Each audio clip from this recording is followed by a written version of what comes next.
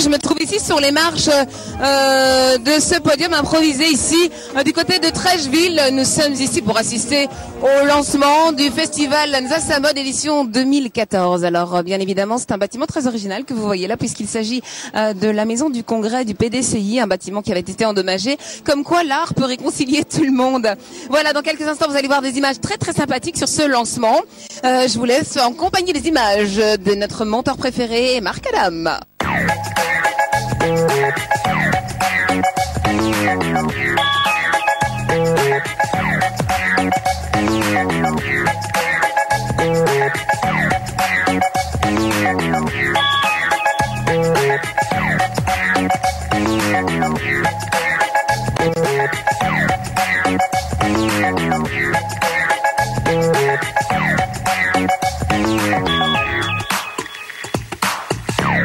Est-ce que c'est toujours une fierté de voir le festival Nzasa dans votre commune? Ah ben, je dois dire oui, pour le maire de Treichville, pour l'enfant de Treichville, pour l'habitant de Treichville que je suis, c'est plus qu'un honneur, c'est une fierté d'abriter un tel événement. Aujourd'hui, nous participons au lancement national, puisqu'il y a eu le lancement international à Paris. Aujourd'hui, c'est le lancement national qui se passe devant un monument historique, le palais des congrès, la maison des congrès d'un grand parti de ce pays. Et vous voyez que Treichville est à l'honneur. Et c'est tout à fait mérité, parce que Treichville a toujours été à la pointe de la mode en Côte d'Ivoire. Et il ne se trouve pas une femme du district d'Abidjan ou même de la sous-région qui ne vienne s'habiller à Treichville.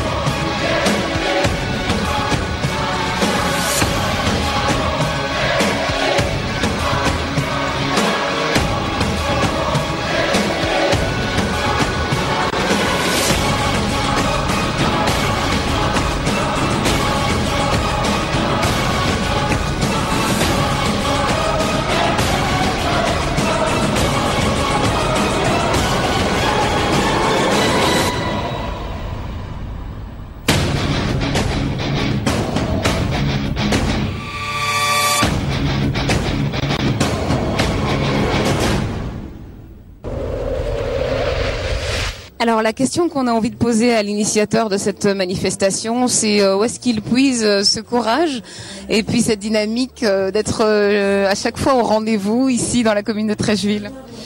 D'où est-ce que j'épuise la foi ou le courage pour faire tout ceci? C'est la foi, c'est un rêve, c'est une volonté de faire quelque chose pour notre chère commune. C'est un souci de faire quelque chose pour l'ensemble des créateurs de mode africains et leur permettre donc de s'exprimer, donner une plateforme à tous ceux qui ont l'art de la création vestimentaire dans le sang. Et c'est de là, n'est-ce pas, que je tire ma force. Voilà. Qu'est-ce que vous nous préparez de spécial pour cette année? On a vu dans le programme qu'il y avait une dimension communautaire, il y avait également un circuit touristique. Qu'est-ce qu'il y a d'autre dans le chapeau de Monsieur Sissa Moïse?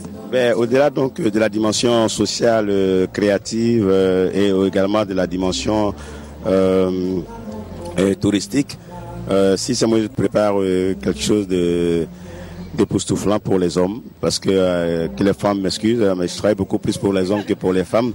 Mais je pense que en fin 2015, nous avons quelque chose que nous préparons également pour les femmes. Donc elles ne seront pas lésées. Quelques nouvelles en bref, mais qui ont également fait le buzz cette semaine à Babi. La séance dédicace débat de Armand Gauze autour de son ouvrage Debout payé. Le livre sorti à la rentrée 2014 en est à son 3e tirage et s'est déjà vendu à 11 000 exemplaires. De son vrai nom, Armand Patrick Baka. Il raconte l'histoire de plusieurs générations d'immigrés ivoiriens à Paris.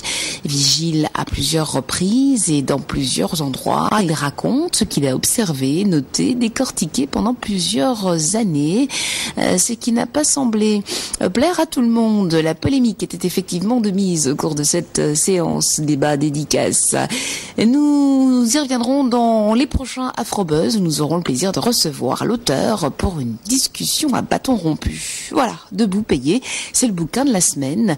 À lire, c'est aux éditions Le Nouvel Attila. Et puis toujours dans l'actualité culturelle et aussi sportive, à l'occasion de son premier match, la Côte d'Ivoire n'a pas réussi à faire la différence. C'était face au Ghana. À la fin de cette rencontre, le score était nul, 1-1, mais les supporters sont toujours là. Ils sont au rendez-vous pour supporter nos éléphants, comme vous allez le voir.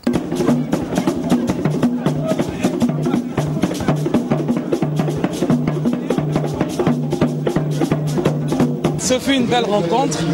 Bon, malheureusement, on a eu du mal à rentrer dans le match.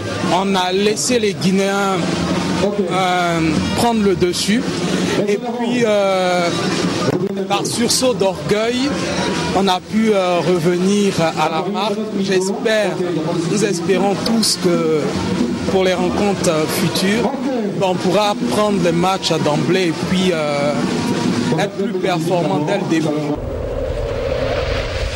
Et puis un clin d'œil également à ces 3 charmantes nappies, la première dauphine, la deuxième dauphine et bien sûr la Miss. Elles ont porté très haut les couleurs de la tradition du cheveu crépus.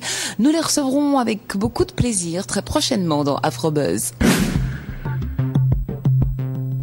Je me trouve aux côtés du président du comité national de Miss Côte d'Ivoire, monsieur Victor Apouvi, et il nous a expliqué qu'à l'occasion de cette 19e édition, eh bien, il y a tout un tas de choses très très agréables qui allaient être initiées. Alors, vous avez dit tout à l'heure que le thème de cette année était très important. Pourquoi est-ce que ce thème de réconciliation est important pour les Miss? D'accord, d'abord il faut savoir que nous sommes en 2015. 2015 c'est une année électorale.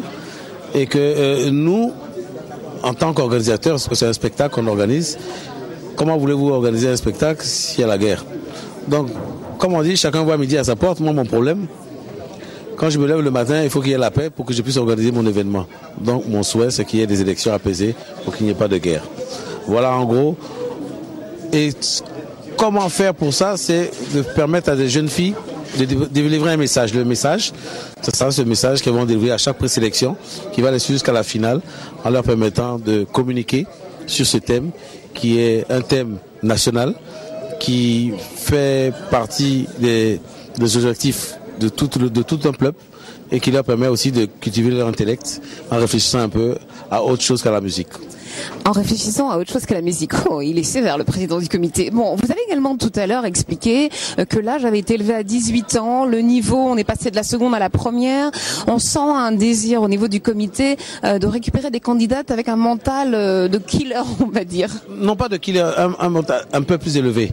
On s'est rendu compte, ça fait 20 ans qu'on existe, on s'est rendu compte que les jeunes filles de 17 ans n'avaient pas une culture assez... une culture sociale même assez importante, et que c'était un peu trop frêle. Donc en assemblée générale, les présidents des comités régionaux nous ont demandé, parce que tout se fait de manière collégiale, c'est pas Victor Apouvi avec une baguette maquise, de manière collégiale, nous avons décidé de relever l'âge, donc ce sera cette année 18 ans révolus, de relever aussi le niveau intellectuel. C'est-à-dire que les jeunes filles qui étaient à l'époque des filles de seconde n'auront plus le droit de se présenter, ce sont des filles de première. Et peut-être que l'année prochaine, on passera aux filles de terminale. On espère qu'on ne va pas demander un jour à la jeune fille de sortir de Polytechnique. Bon voilà, on espère que le niveau des Miss va quand même rester quelque chose d'assez voilà et faisable. Surtout, on n'attend pas non plus des Miss qu'elles soient en licence, sinon après leur mandat, qu'est-ce qu'il reste à faire? Pas grand-chose. Bon, alors dernière question, vous avez également mis l'accent sur un teint naturel. Vous avez parlé de noirceur, de métissage, mais en tout cas, ce qu'on veut des Miss prétendantes à la couronne de Miss Côte d'Ivoire cette année, c'est qu'elles aient le teint naturel. Alors vous avez été assez élégant et délicat pour dire que vous n'alliez pas voir partout, mais en tout cas, vous avez insisté sur ce côté naturel. Oui, alors vous savez, mais on le dit depuis des années, hein, c'est pas aujourd'hui. Les critères sont bien précis. Il faut être de couleur naturelle, noire, blanche ou métisse. Celles qui essayent d'améliorer leur teint par des produits cosmétiques vont à l'encontre de notre éthique. Celles qui essayent de tricher vont à l'encontre de notre éthique. Donc nous avons décidé, et là nous serons très fermes dessus, de vraiment mettre l'accent sur ces couleurs de peau. Je ne veux pas avoir des couleurs disparates. Un haut clair, un haut bas noir, ça fait partie un peu du cirque. Et là, on n'en veut pas. Bon ben voilà, hein, pas de domino, on l'aura compris. Merci Monsieur Akpobi de nous avoir accordé cette interview.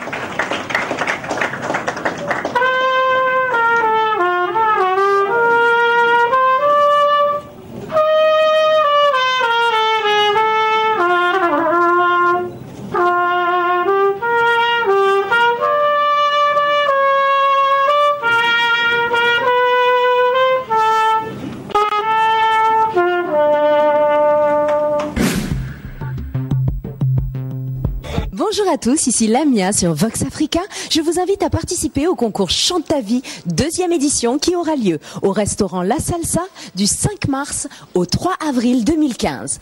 Tu es passionné par la musique, tu aimerais faire découvrir ton talent, alors n'hésite pas à t'inscrire et à aller visiter notre page Facebook ou notre chaîne YouTube Chante ta vie 2. Merci à vous de rester connectés sur Vox Africa. Il ne me reste plus qu'à vous souhaiter une excellente semaine. Et moi, je vous dis au revoir et je vous embrasse très fort depuis l'hôtel Pullman où je me trouve, où vient d'être lancée la 19e édition de Miss Côte d'Ivoire. Restez sur Vox Africa avec Juliette Bay, Afrobuzz.